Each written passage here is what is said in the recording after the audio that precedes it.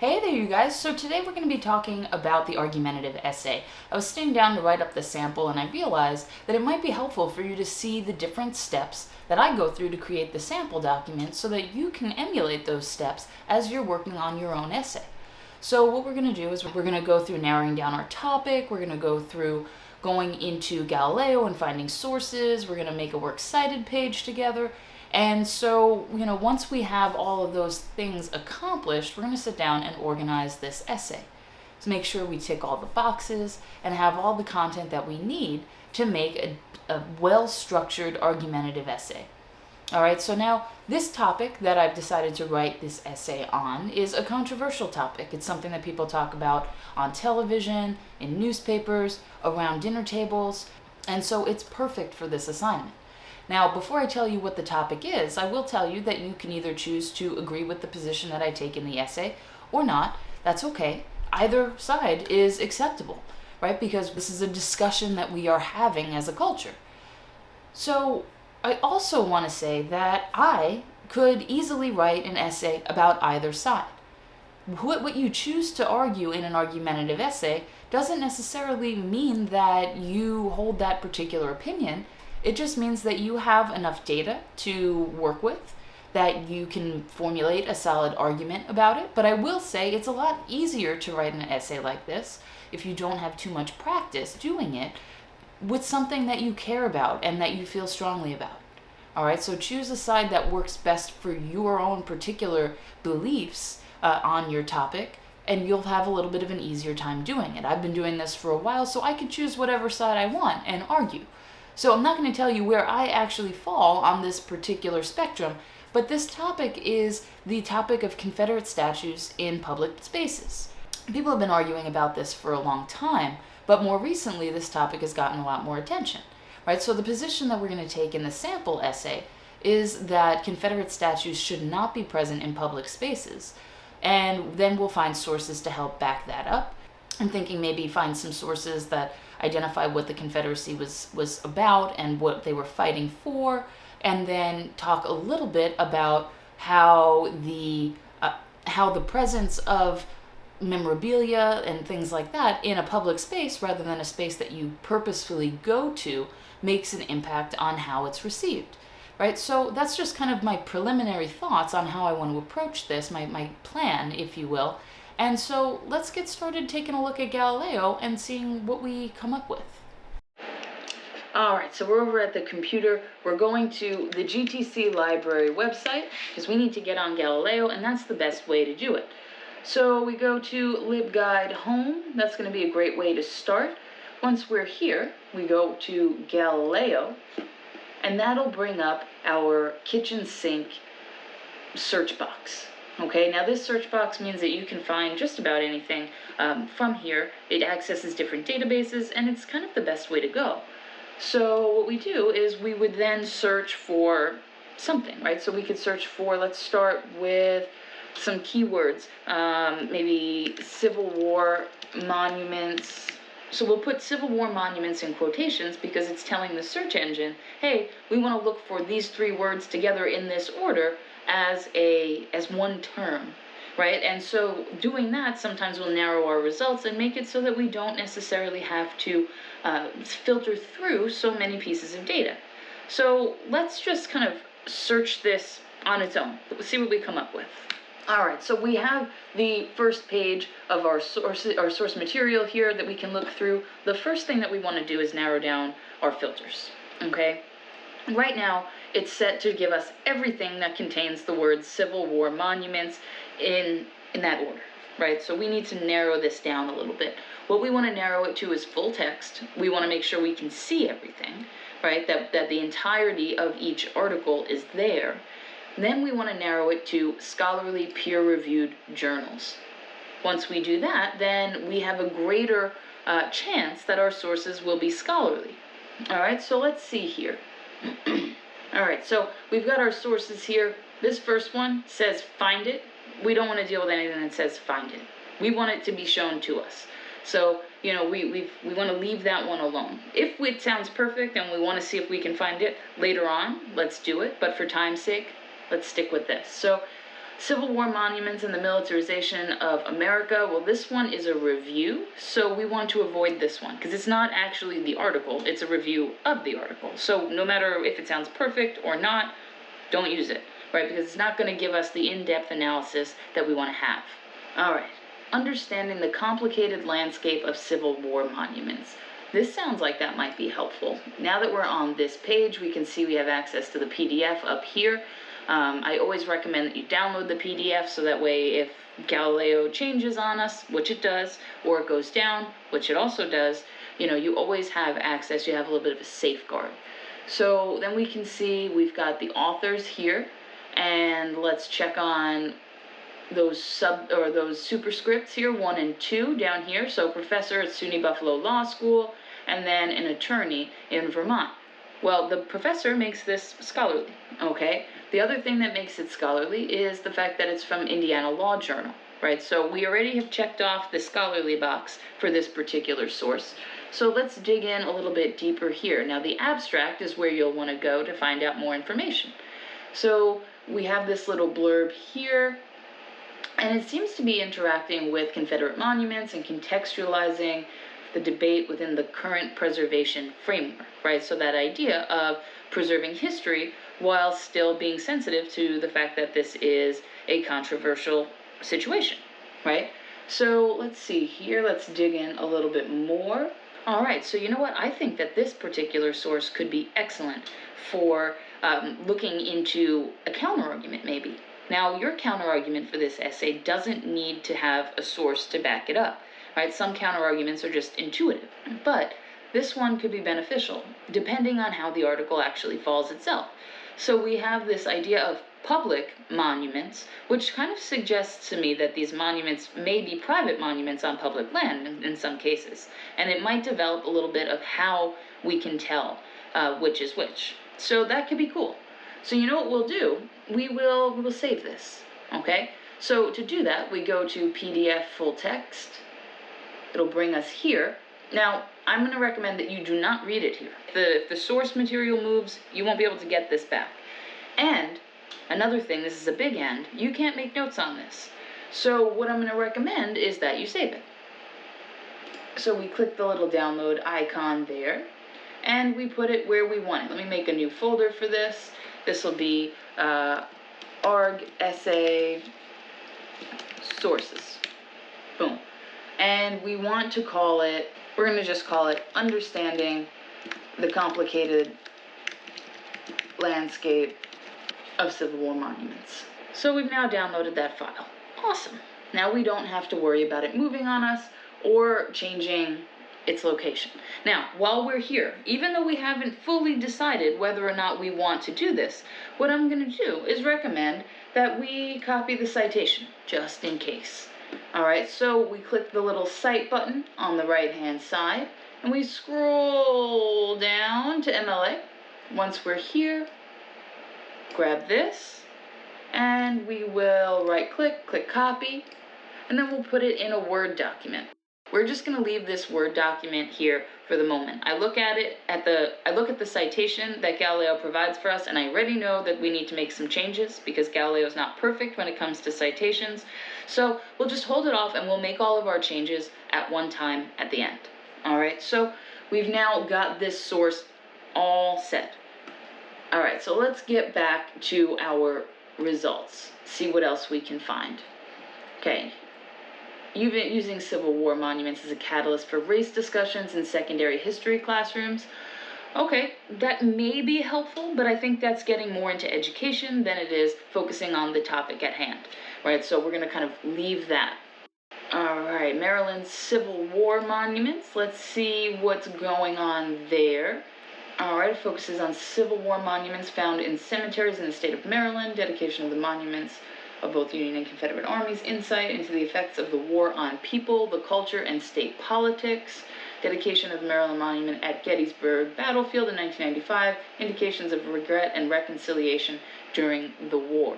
Okay, now this, again, seems like something we may use. So let's download it, right? It can't hurt to have it on hand. And if we don't use it, we don't use it. So what we'll do is we will click this HTML full text guide. Now, I don't love this. This is something that I am not a fan of because it means that we actually have to view it on this page. So what I'm going to recommend that you do is, instead of viewing it on this page, since this is fairly short, is copy and paste it into a Word document and save it. Since there's no page numbers for it, we'll have to cite by paragraph anyway, so it doesn't hurt to have a hard copy of it on your hard drive. So now that we have Maryland's Civil War monuments saved, what we can do is just grab the citation, right-click that Cite button, scroll down to MLA. I'm already seeing another issue with this citation, so we will make sure to go back and fix it as needed. So let's paste that in. So now that we've got that saved, we can keep looking at our source material. So we scroll down. Okay, this one here seems a little bit more about public policy and law than really I want to get into. We have protests and meaning, monuments in the 21st century. Let's see if that can be helpful here. Let's see. Now there is no abstract, which is a little bit strange. I'm going to go to the PDF and see if there's maybe an abstract in the PDF. Okay, this is easy enough because this guy was awesome and he put all these points right up front. And then he'll go through and he will explain them. So the importance and meaning of monuments, multiplicity of meanings for monuments related to their context, what should or might be done with these monuments, the role that universities and museums have in presenting and preserving the past.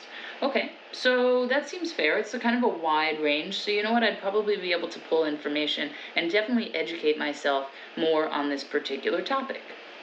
So we're going to save it. Alright, so let's go back to our... Alright, now that we've saved this document, what we can do is we can go in, click that Cite button, scroll down to MLA, and grab this guy. We'll put it on our Works Cited page that we're going to be going back to fix later on. Everything in this citation at first glance looks good, which is awesome, especially since the first two have not been top tier. So this is great. We won't have any formatting issues with this one. Alright, so let's get back to where we were. Okay, Dyersburg, Tennessee, that's a little specific, so I'm thinking I'm going to avoid that. The Maryland one might be a little specific as well, so we'll kind of keep that one on the fence. So we got to keep in mind how narrow we made our topic, right? Are we going to be talking about a particular state, or are we going to be talking about states in general, like the United States in general, or are we going to be, doing something a little bit different there, right? We need to identify exactly what that is, and then make sure that we follow that plan.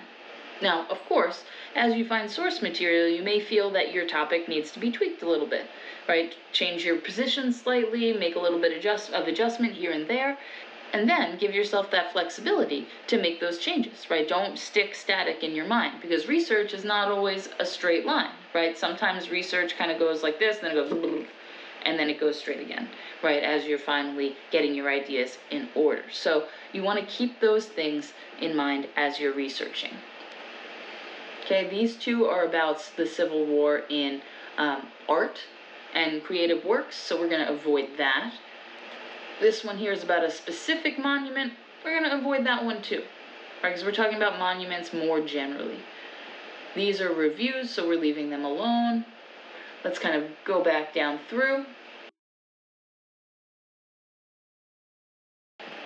Alright, after reading this abstract, it seems really interesting. It seems to be taking an opposite perspective of the Alley and Phelps article that we grabbed first, right? That one was kind of talking about property and, how statues and monuments are considered property, and then how the law binds them sometimes to the spaces that they're in, depending on whose property it is.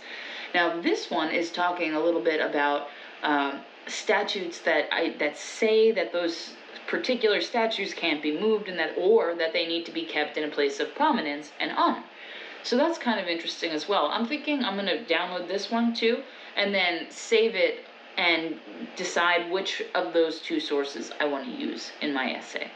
right? There's nothing that says that you have to use every source that you read or start reading. So, feel free to have 10 articles that you download, have them saved on your Works Cited page just in case, and then just delete the things that you don't need. Just don't forget to delete them from your Works Cited page, because MLA says that any sources on your Works Cited page need to be used in your actual essay. So let's grab that.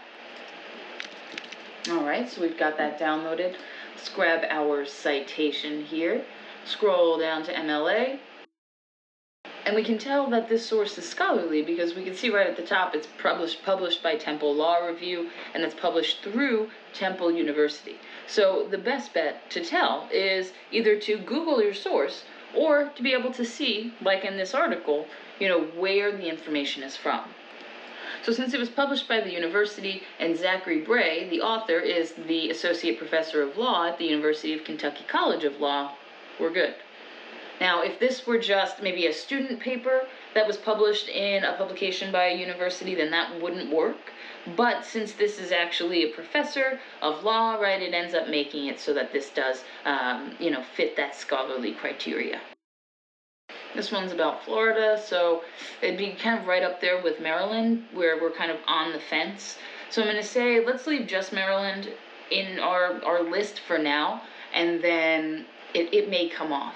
Okay, so that's why you always want to have more sources rather than less, so that you can take things off your list rather than go more sparing when you find your sources and then have to go back and find more. So let's avoid that. Okay, this one is a review. We don't need it. Case of John Adams on the Transmigration of Souls. Sounds really interesting. Not what we're looking for, though. Psychohistory of child maltreatment. No, we don't need that. That doesn't really fit into what we're trying to accomplish. Right, so the bones and memory of catching runaway slaves, materiality in an Afro-Cuban possession cult.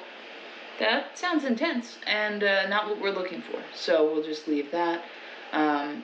Monuments to the Confederacy and the right to destroy and cultural property law. Again, this is very legal. So we've already got sources that represent the legal aspect, so I want to go from more of a cultural perspective. Now, I know it says cultural property law, but that still is referring to a segment of property law, and we've already filled that criteria. Okay, if I wanted this to be an entire legal essay, I would have stayed in law school. And so let's move on here. Okay, this one seemed cool at first. It seemed like a good source for what we're trying to accomplish. But then as I started reading the abstract, it's talking about offering teachers a rationale to incorporate these, controversial monuments into their workflow, right, to teach students about this information. So that doesn't actually fit with what we want to do. So we'll move on from there. All right, so we've looked through the first 37 sources here, and they are starting to move more and more away from what we're looking to accomplish. So let's take a little bit of a different angle. I said earlier that, wanted to look at, kind of the rationale behind the Civil War, why that war was fought, just a touch, right, so that we can kind of bring that in as our factual foundation for why these things exist to begin with, and then move on to the current debate, right? So we found a lot of information about the current debate, but we haven't yet found information about why the Civil War was fought and why these things should be, what is it that makes them so controversial, right? So let's kind of dig in there. So we're going to type Civil War as one of our keywords. We're going to put that in quotation marks again, so that way our computer or Galileo will see it as one term instead of two words that can be anywhere in that document. So we'll do Civil War, and then Galileo's nice. It's telling us, boom, Civil War causes. Yes, let's do that. And Galileo was nice, and it reminded me that we should specify that we're talking about the American Civil War, right? Because so many different cultures have civil wars, and, we need to specify. So we've got Civil War, causes, and American. All right, so let's see. The original Southerners, American Indians, the Civil War, and Confederate memory. Not sure how well this works. So let's click through and see what's there. The abstract is very short here. So let's see. We see that the source is Southern Cultures, published by the University of North Carolina Press. We don't see any info about the author. So we'll have to dig in a little bit more to see if this is scholarly or not.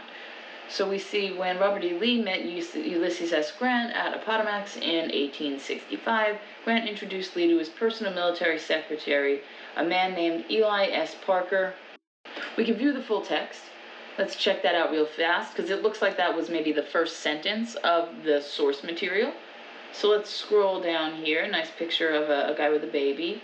Okay, and as I'm looking at this, I see some important information here, right? Lee refused to shake Eli S. Parker's hand because he thought that he was African American, right? So that kind of speaks to the cultural ideals that Robert E. Lee held, but that doesn't say anything about the overall Confederacy, because one man is not representative of an entire group.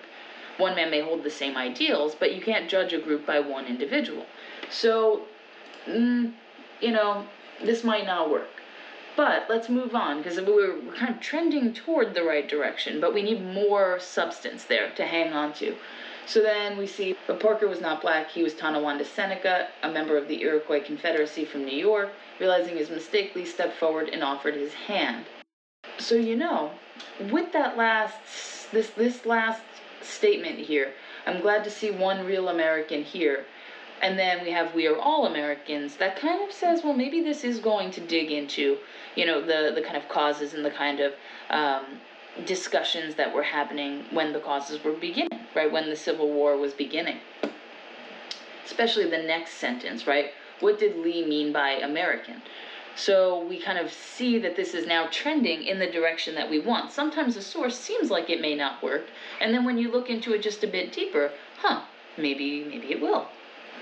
Alright, so as I'm digging into this a little bit more, this particular article seems like it's very focused on Native Americans. So that doesn't really give us the type of scope that we need, because that is, of course that's part of it, right? But it's kind of too specific a niche, right? We need a little bit more of a general statement about causes of the Civil War, not necessarily causes of the way that Native Americans were perceived during the Civil War, or causes of the Civil War through the lens of Native Americans, right? So let's kind of move back out of there. Now there is a LibGuide here, and LibGuides can be helpful, but they're generally more for identifying a topic rather than researching one. They don't really get as developed as they need, as your sources need to be, and they're not considered scholarly, ironically, even though they're written for you guys. But it's more general understanding of the topic. So just avoid the LibGuides as you are looking for your sources. Okay, so you don't want to talk about religion in this, towards a more perfect union. No, we don't really want to do that. This source here by Torpy seems like it's more focused on present day. Not really what we want to do.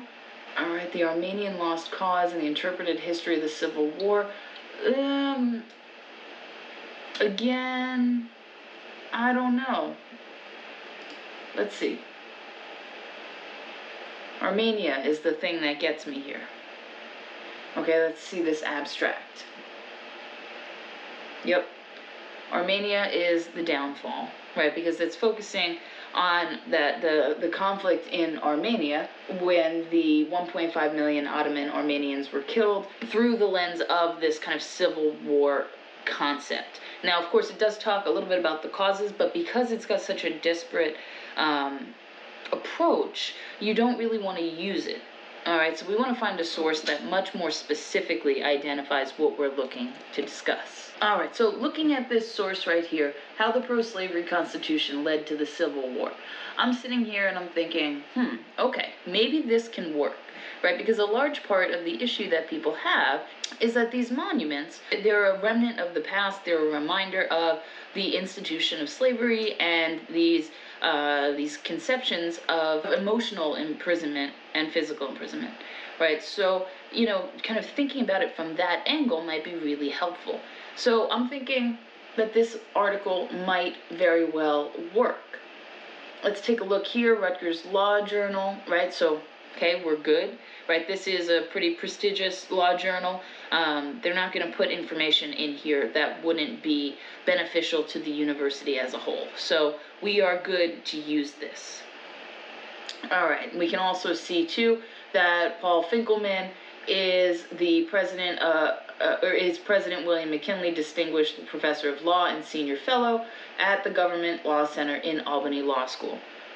Sweet. He sounds like he's got a lot of credentials right there. So we now know that the audience is more specifically tailored. Again, a legal one, so not necessarily great, but it sounds like there's a lot of data here that refers to the Constitution, which would be considered a law document, right? So it kind of makes sense.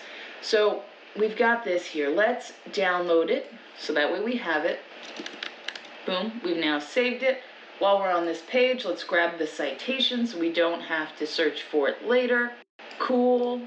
Pop it in our little works cited page that we've got going on here. All right, let's see if there's anything else that we could kind of take as an approach. I've got 4 sources here. The Maryland source is a little iffy. I'm not sure if we can use it, right? That Soderbergh source. So let's just find another one as backup here. So let's kind of go with a different angle. So let's look at the cultural perception of the American Civil War. All right, notice that because we used the same page up here to just type in a new search, all of our search filters stayed right where we want them to be. So that's really cool. Let's see here, branding, cultural products. No, we don't really want anything about branding. Limitations of moral exemplarism, sociocultural values and gender. No, that doesn't quite work. The American Civil War in Western Canadian classrooms, blending the global and the... no, that's not right. Again, about business, Confederate music, and the politics of treason and disloyalty. No.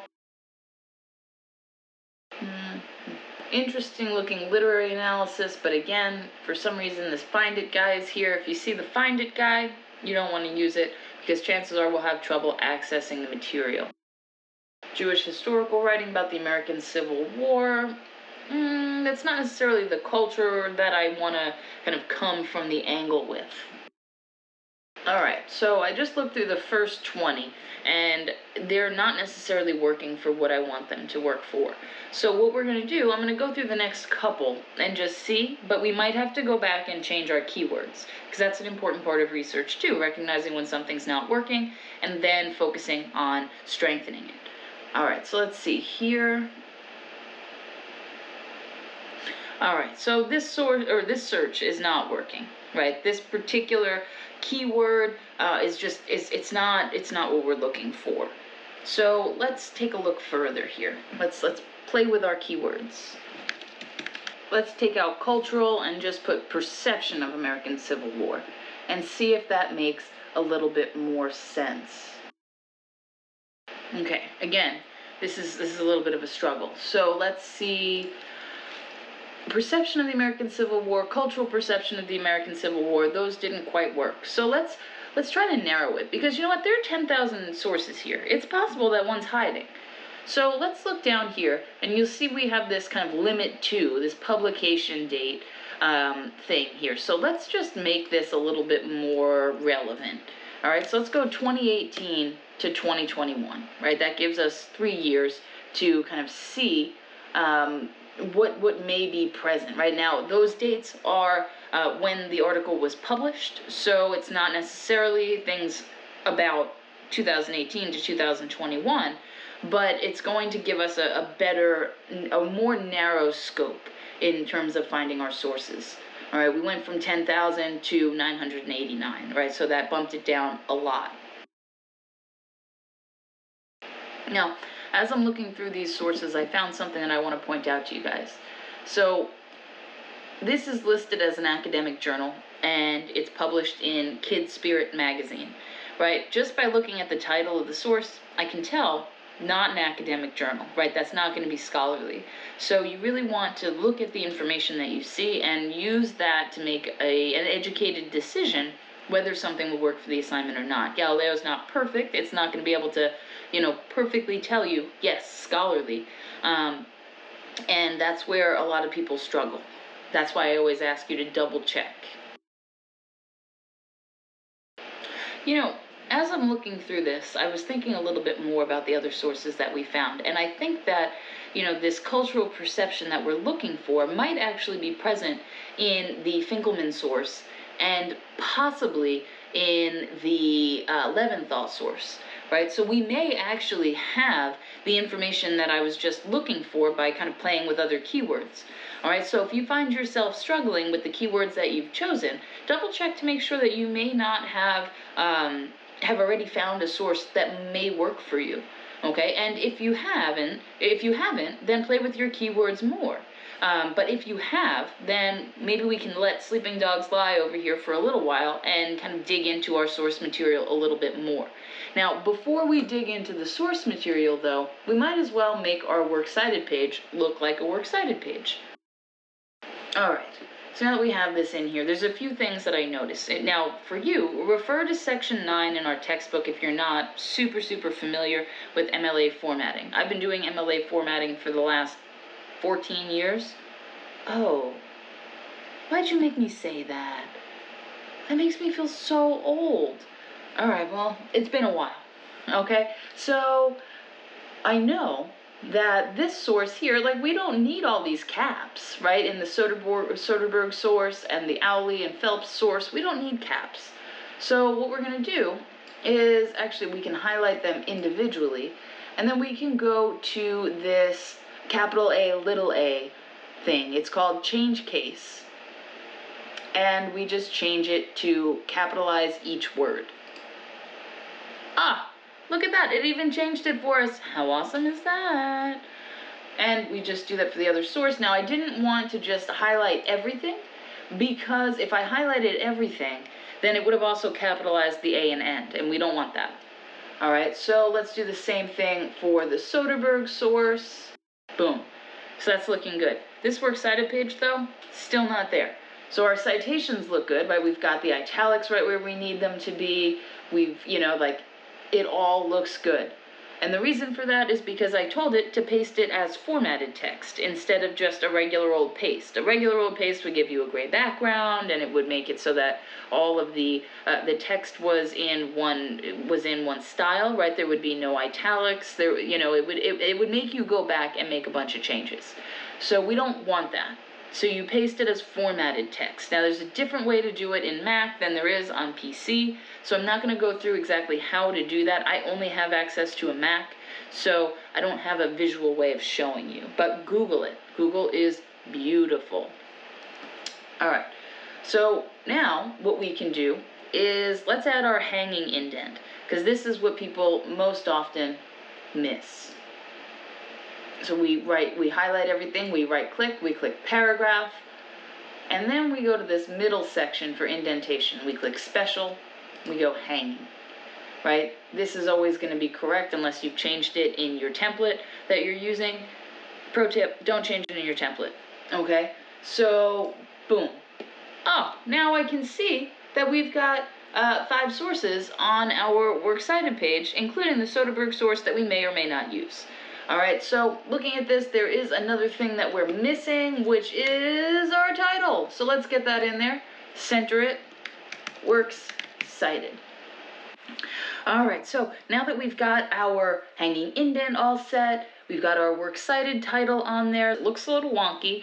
We have to change our font. Okay, highlight everything.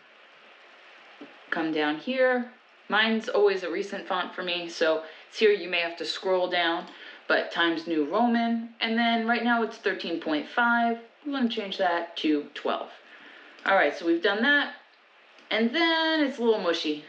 So let's double space it, okay? Now we have to add our access date, because that's something that Galileo doesn't do for us.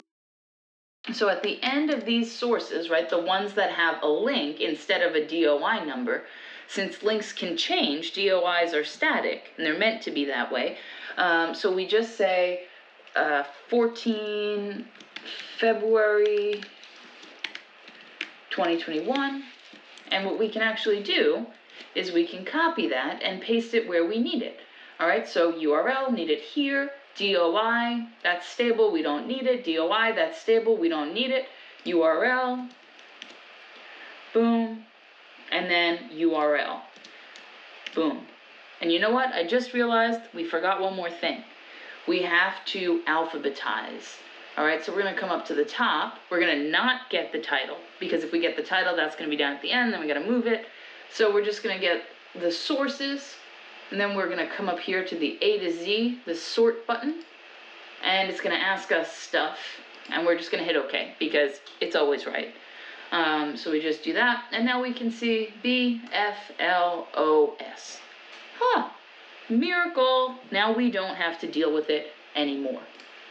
All right, so everything, you always just want to give it one last look through, make sure you didn't miss anything. All the italics seem to be there, right, for the journal title.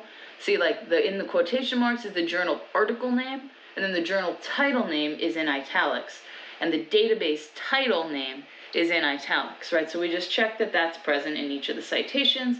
It is fabulous, and now we're good. Okay, we can actually copy and paste this into our essay document, or just use this document and write the essay on earlier, like insert a page break right now, and then start our essay on that other document. So, you know what, just for funsies, let's do that. Okay, so we add a page break.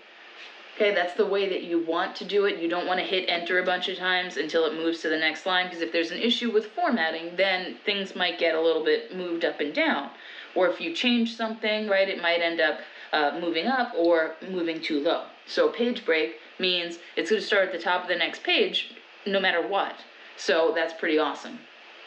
So let's grab our, so we're now at the top of our essay, and we're going to do, this is the sample, so it's going to be student name, and then we're going to do my name, our class, and then the deadline date.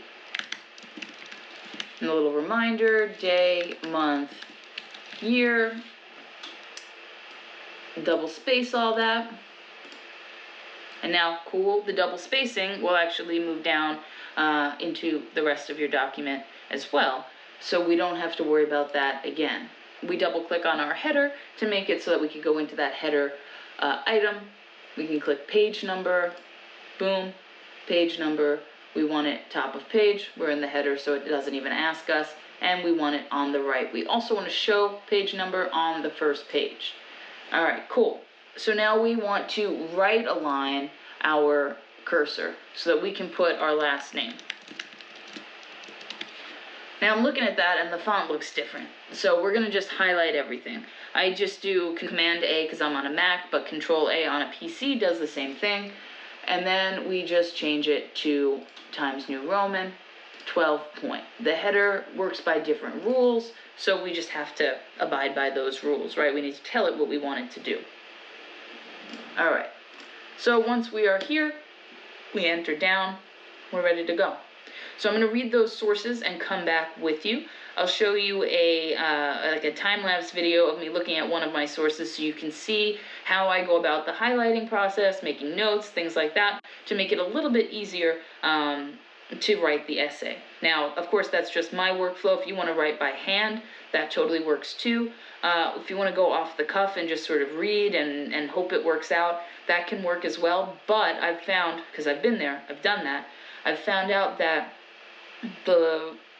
that as you read, a lot of the information just kind of flies out of your head. So you end up rereading multiple times. All right, and I don't know about you, but I'm not about giving myself extra work at the end. I'd rather put in a little bit of extra effort making the connections in my comments up front, rather than having to scramble at the end of the essay. All right, so come back and see me in just a minute, and we will talk about how to organize this once we get more info about our topic.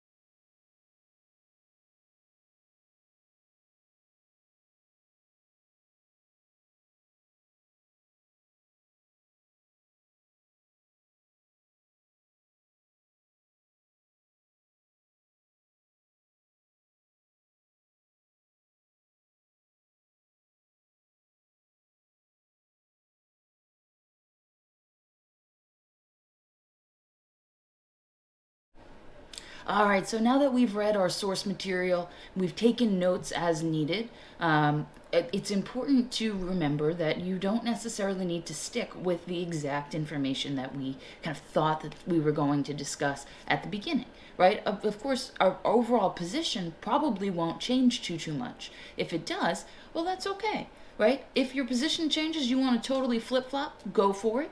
In my case, not going to flip-flop. I'm going to keep it kind of exactly where it was. Now, that is kind of the straight road of research, which does not happen super often, as I indicated earlier. So now for you had a thesis statement probably constructed before you did your research.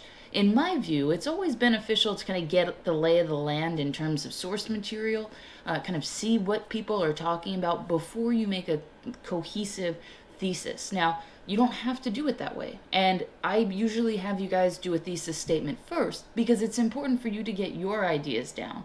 But don't be married to those forecast elements that you've indicated in your thesis because, things can change. Maybe you find that, reading your sources, there's this really great kind of idea that was triggered by some of the information that your source material gave you, right? Remember, you are in the driver's seat here. So you want to make sure that you're using the information from your mind and then using the source material to back up your ideas. That's the big thing, okay? So you really want to think about that as you're going through finding materials and things like that. Don't alter your thesis statement just because a source made a great point that you want to put as a major part of your essay, right? If you can fit that point into your existing structure of your thesis, fabulous. Do that. If you have to tweak your forecast elements just a bit, like maybe you find a lot of information about one of your forecast elements and not your others, well, maybe that's a signal to you that your thesis statement needs to be a bit narrower, right? That your thesis statement needs to be focused a little bit more specifically on one particular forecast element that you would then break apart, right? So in my particular example, I was looking at the laws and things like that regarding Confederate statues and the cultural analysis of, those implications. And, I'm kind of thinking, maybe I need to narrow my thesis. It shouldn't just be that Confederate statues should be removed from public spaces and, kind of put in a more historical space that people would travel to get that information, right? That they would expect to see there instead of in a public space. But maybe it should be the cultural reasons why we should move it. Now, you might say, well, a lot of the sources were legal reasons, so how would that jibe? Well, the nice thing about source material is that even if it's a law review that's writing this, they're providing you with context to help you understand the overall argument. So you have a lot of contextual information in any type of source that you use, whether it's from a law review, from another type of academic journal. You want to just keep in mind that these essays, these sources that you're using, these articles, are really focusing on developing a big picture for you, right? It's a narrow picture, but they give enough information for you to understand the different parts. Now, of course, your essay is not going to be able to give quite as much context because I know one of the articles that I read was like 40 some odd pages long, and that should definitely be something to consider for you. If you don't have a huge amount of time to read all that material, then maybe don't pick an article that's 40 pages long. But so what you want to do is you want to focus on the specific information that you can gather from your source material and give us the bare bones context that we need to understand your topic. That's the big guy here. All right, so now as I'm sitting here and I'm thinking about my thesis statement, I've narrowed it from, Confederate memorials should be removed from public areas and placed in a designated historical area. Instead of someone just being able to kind of stumble across it walking down the street. And I kind of want to focus on that cultural element. So that's what we're going to do. Now, let's just pull up a Word doc here. Let's pull up our Works Cited page. Might as well stick in the same one that we're working with. Now, as with anything else, it's going to take a little bit of work to get your language to be exactly the way you want it to be. That's just how it is. So let's get our thesis down on paper. All right, let's do it. We need our counterargument, right? So in this case, it's something about preserving the statues. Now, as I said in an earlier video, I don't want to say that my counterargument is that Confederate statues should be left in this public space, right? My counterargument is kind of embedded inside my original argument, which is that Confederate statues should still be visible, right? All right, so I put a little bit of thought into this thesis statement before putting it on paper in front of you guys, just for the fact that it makes it a little bit more streamlined for video. But I do want you to know that I sat here staring at a blank piece of paper for probably about 10 minutes or so, just kind of thinking. I knew my overall statement of purpose, but I really wanted to narrow down my forecast elements through that new cultural lens. So let's kind of see what we came up with here. All right, so thesis. Well, some would argue, right?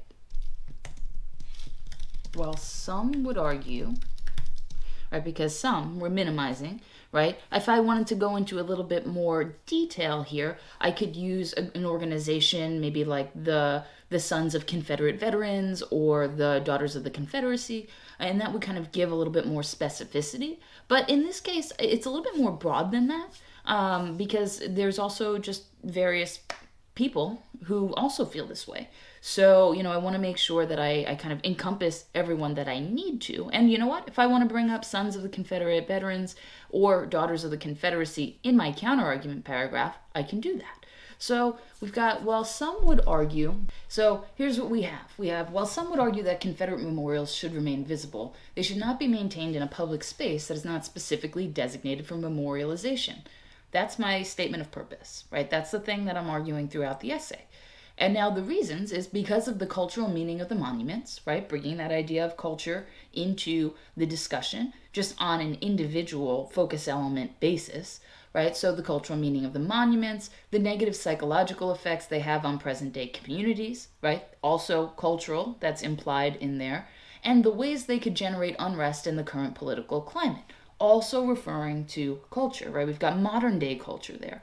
So, even though in the statement of purpose I don't explicitly identify culture, I do express it in each of the forecast elements. And I do it in a way that gives me a little bit of leeway, right? I can talk about the cultural elements, or I could talk about, more specific facets of this if I want to, and how they tie together.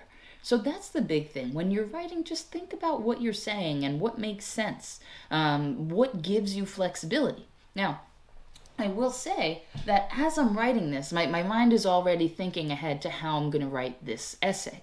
Now, there's a few things that came to mind, right? You can always use rhetorical appeals. In fact, we do on a daily basis. Now, with this essay, I want to be a little bit careful, right? Because I don't want to spark emotion and frustration and rage and anger, right, with people who maybe hold a different opinion than is being expressed in this essay. So I'm going to stay away from emotional appeals. I'm going to keep this rational. I'm going to keep this really, really just factual and logical, right? That's going to be my approach here. And my reason is that I'm not trying to alienate my audience for having a different opinion than is expressed in this essay. I want to have this conversation, right? Whatever that conversation ends up entailing. Now you might say, well, you're kind of hedging your bets here, right? You're going on a fine line, but in a way, yes, right? But think about it like this. When people are having a discussion and it gets emotional, does that discussion go anywhere? When it's about something important, right? When it's about something that people feel strongly about. Or do people tend to dig their heels in and really just, nope, not having it. I'm not changing my mind. This is what I think, and that's it. That's usually how it works, right? So with something like this that has such a high political flashpoint at this moment in time, and historically over the last 100 years, we really want to be careful in how we convey our message. So I'm not trying to start a fight. I'm just advancing an argument. Now, as I said earlier, I could have chosen to argue this. I could have chosen to argue the opposite. Really, it could be argued either way. All right, so I just want to kind of take a second to give you a little sidebar there, because it's really important to recognize how an emotional appeal may affect your audience. Sometimes emotional appeals can be really great, right? They can, like think about ASPCA commercials and things like that, where there's puppies looking sad and hungry, and they're asking you for money, and so all of a sudden you're like, well, yes, let me get my wallet out, here, take my money, right? And that's what they're looking for you to do, because they're using an emotional appeal to make you sad, right? To make you feel bad, pity, to make you want to help. But in this case, an emotional appeal wouldn't make someone want to help unless they were already on your side. Anybody seeing an emotional appeal in this particular essay would feel like maybe it would be an attack, or like it would be something that would turn them off from the content of the essay. But because of the content, if I keep to a more factual understanding, right, explanation of the original cultural meaning of these monuments, those effects on the present day individuals, and then how that could possibly lead to negative occurrences, right? That logical approach is less likely to frustrate and alienate an audience than otherwise. Now, your topic may lead very well to an emotional appeal. So don't take this as me saying emotional appeals don't work, don't use them. They're amazing. But you have to know when you can use them, right? If you're talking about advanced treatment options for breast cancer that we don't currently consider because of whatever reason, you're going to want to lay it on pretty thick, right? You're going to talk about how devastating this disease is. You're going to want to talk about how families are affected, and how all of those things bring this disease, this cancer, into a more prolific idea, right? This is just awful. And I mean, I know it's awful. My mother had breast cancer when I was 15, so I definitely feel it. And man, could I make an emotional appeal about something like that? And that would be really useful, because no one hears, oh, someone's sick, and thinks, okay, big deal, like cancer? Pfft, that's fine, right? That's not what people do. So now we've got our thesis statement here. I'll highlight the information that you can see, right? So while some would argue that Confederate memorials should remain visible, that's going to be my counter argument. Okay, they should not be maintained in a public space not specifically designed for memorialization. Statement of purpose. That'll be blue. And then our forecast elements I'll highlight in green, right? Cultural meaning of the monuments, negative psychological effects they have on present day communities, the ways they could generate unrest in the current political climate. Boom.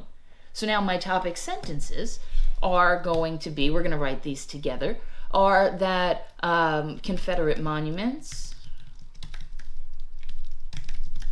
should not be maintained in private spaces because of the cultural meaning of the monuments.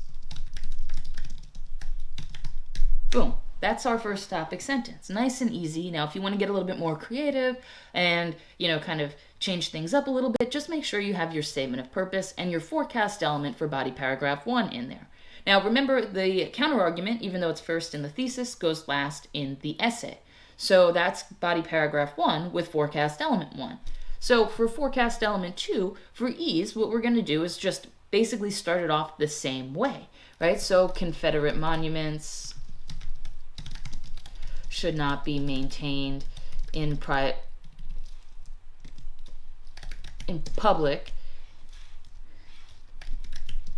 spaces because of the negative psychological effects they have on present day communities. Boom. Forecast element 2, right? Nice and easy. This is a little bit repetitive from topic sentence 1, but you know what? There's an entire paragraph between them, so your reader's not going to be like, oh my god, they use the same language, right? It's not going to be like that. So, that's a benefit. We can use that, or if you want to play with it, go for it. All right? So for ease, I'm just going to use kind of the basic template. So again, Confederate monuments should not be maintained in public spaces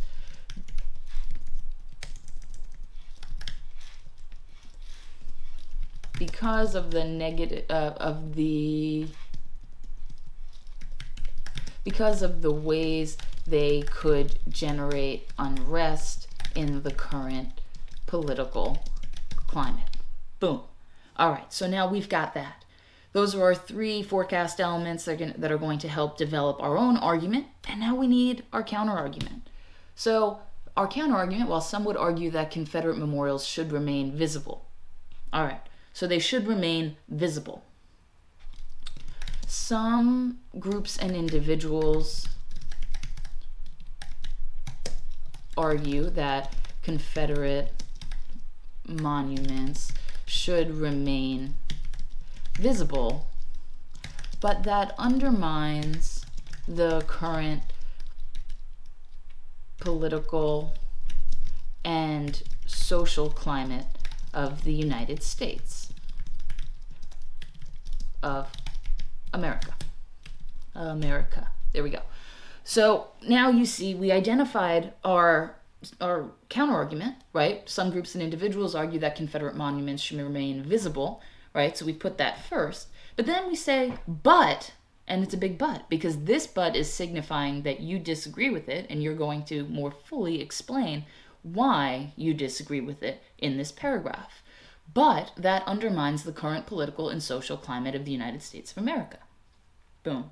So now we've got that information there. Now, I'm not going to bring you through the rest of the writing process for this essay, but what I want to do is I wanted to show you kind of from start to finish the thought process, the things that go into writing an essay that I certainly consider when I'm writing, and that I hope that you begin to consider as well. All right, so, identifying what you're trying to argue right off the bat is super, super, super important.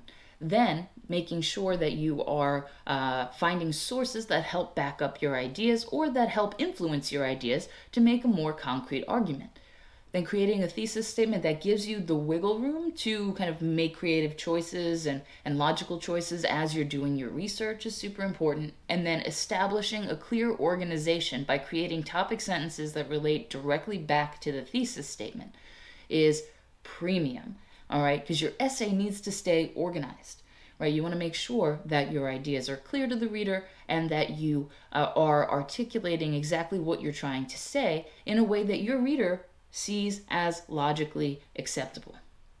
All right, so I'm going to get back to writing this sample essay. I'm going to fill in the information. Of course, all the information in each of the body paragraphs are going to refer back to that body paragraph's topic sentence, just like yours will. And you'll see the final sample later on. All right, thanks, guys. Have a great rest of your day. Do great things. Thanks for coming on this journey with me, and I will see you soon.